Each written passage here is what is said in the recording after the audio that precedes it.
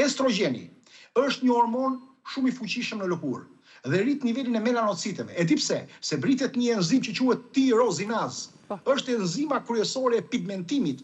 Kjo destabilizohet, të nderuar. E bën lëkurën më të ndjeshme ndaj rrezave ultraviolet dhe kemi këtë lloj problemi. Prodhohet pigmentim, e bën lëkurën reaktive ndaj dritës, sa reflektohet dielli, ti has të problem. Një problem tjetër është insulina. Kur e kemi të lartë për shumë kohë, jo për një herë, në mënyrë permanente, stimulohen receptorët e rritjes IGF-1, që bën rritjen e ndarjes së qelizave të lëkurës.